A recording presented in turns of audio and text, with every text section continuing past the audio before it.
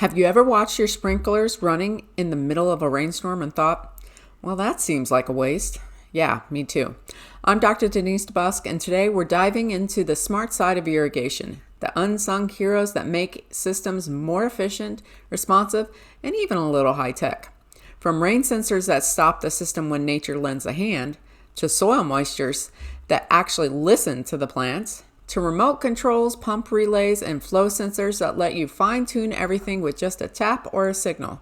We'll explore the tools that make irrigation systems work smarter, not harder. Let's get into it. Okay, let's talk rain sensors. Picture this.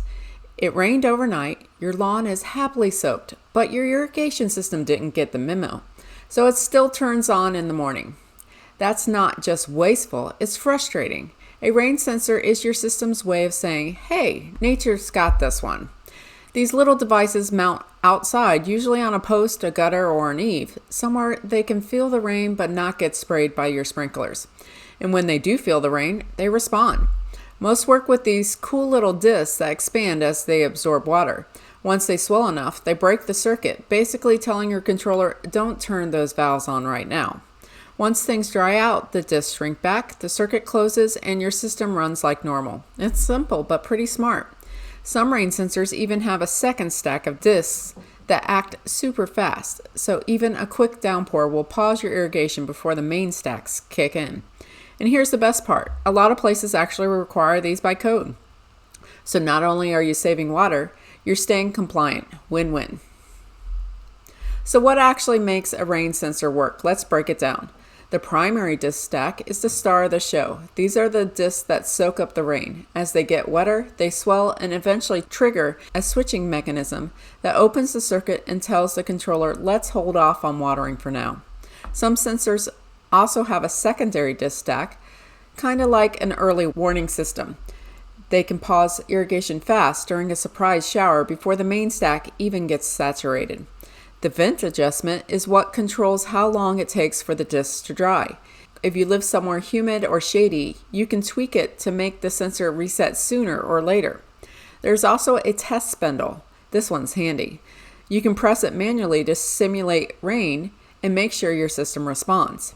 Wireless models will have an antenna, and all models have some kind of mounting bracket, whether you're attaching it to a fence post or your gutter. So even though this is a small add-on, it's working pretty hard behind the scenes to save you water and hassle. Let's zoom in a little on the setup and how this all actually connects. First things first, placement matters. You want your sensor out where it can catch natural rainfall, not under trees, not under eaves, and definitely not where your own sprinklers can confuse it. Common mounting spots, fences, gutters, eaves, or posts. Now, when it comes to communication, some sensors are hardwired, meaning they run a physical wire directly to the controller's sensor terminals. Others are wireless, which means they use a receiver mounted by the controller. That receiver connects to the sensor terminals and pulls power from the 24-volt line. And if your controller doesn't have sensor terminals, no problem. You can wire the sensor in series with the common wire going to the valves. For wireless setups, you'll want to make sure the signal path is clear, no big obstructions, and not too far apart. Otherwise, the sensor might not get its message through. Once installed, the sensor keeps a quiet watch. When the rain starts, the discs inside absorb moisture and expand until they trip the switch. That breaks the circuit and stops your controller from activating the valves. Drying time varies. It's based on the vent adjustment, the weather, and where the sensor is installed. Some can dry out quickly and resume irrigation within hours. Others, especially those with secondary disc stacks, may delay watering for 24 to 48 hours after heavier rainfall. So yeah, small device, but pretty impressive behind the scenes. Let's shift from the sky to the soil. While rain sensors react to what's falling, soil moisture sensors focus on what's happening underground, right in the root zone. These are universal, meaning they work with most controllers when paired with a sensor interface. You install the sensor about 4 to 6 inches deep in the turf. If it's wired, it might connect to a nearby valve or run back to the interface. Wireless sensors use a receiver near the controller. No digging for wires. The interface ties everything together, linking to the controller's power, sensor terminals, and sometimes the valve wiring. And here's the magic. The controller still runs its schedule, but the sensor decides if watering actually happens. If the soil is too wet, it stops the signal. When things dry out, it lets the valves turn on. So you're watering only when it's needed, not just because the clock says so. Now, if your system runs on a pump, not straight from city pressure, you'll need a pump start relay.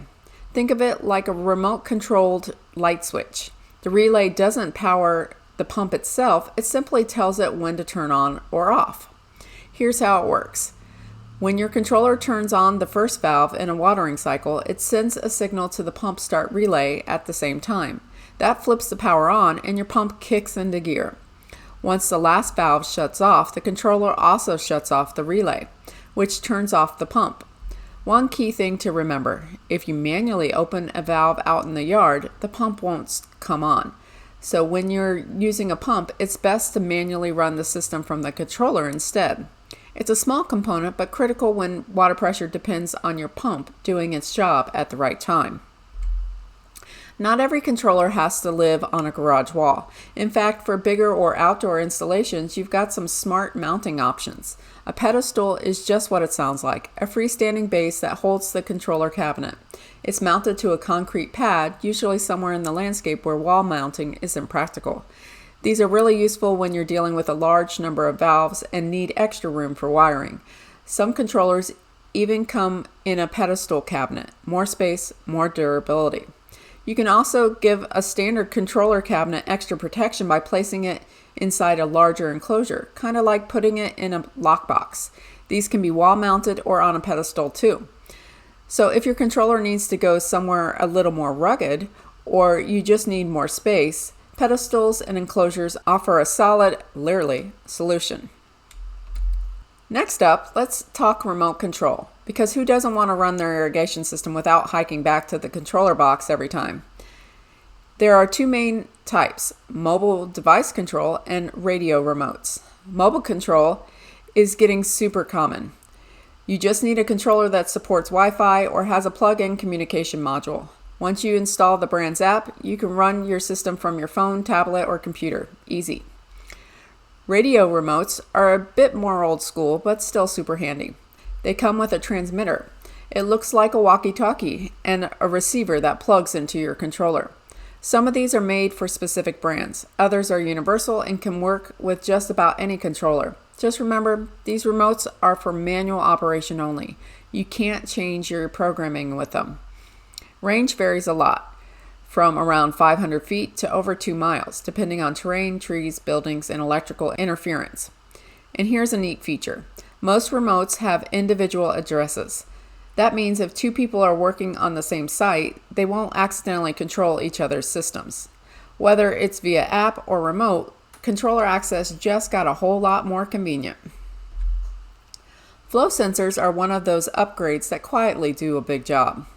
While a water meter just tallies up total usage, a flow sensor keeps an eye on how much water is actually moving through the system in real time. That means it can detect things like leaks, broken pipes, or clogged emitters, and send that information back to the controller. In some systems, it can even shut off a zone automatically if the flow gets too high or drops too low. Most standard controllers don't read flow sensors directly.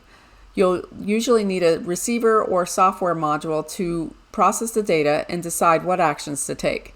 These sensors are usually installed in a PVC tee somewhere near the beginning of the irrigation system, or at other key points depending on how complex the system is. If you're managing multiple controllers or multiple sensors, it takes a little extra planning, but the benefit? Major water savings and fast responses when something goes wrong. So if you're designing or upgrading a system, especially a big one, flow sensors are worth the extra effort. Let's finish with a clever little fix, valve switching devices. These are lifesavers when you've got damaged wires or no easy way to run new ones from the controller. Basically, they let you run 2 to 4 valves off one power wire without turning them all on at once. The valves still operate individually, just like normal. Most switching devices are installed right in the valve box. Some are simple one-piece units and others come in 2 parts, one at the controller, the other at the valves. Wiring them takes a little attention to detail. You'll connect solenoids, a common wire, and sometimes add a jumper between stations. This setup is especially handy when you're adding a new valve to an existing system or running a new wire just isn't practical. It's one of those components you might not think about until you're out in the field and really need it. Let's take a look at how these valve switching devices are actually wired. On the left, you're seeing a one-part switching device installed right at the valve box. It connects to a single valve wire and a common wire. Each solenoid is wired into the device, and the remaining solenoid wires connect back to the common. There's also a jumper between the two controller stations to make sure both valves can operate separately, even though they're sharing one wire. On the right, we've got a two-part device. This version splits its work between the controller and the valve box. At the controller, you'll wire part A to two stations, one existing and one added. Part B goes in the valve box and connects to the existing wire, the valves, and the common.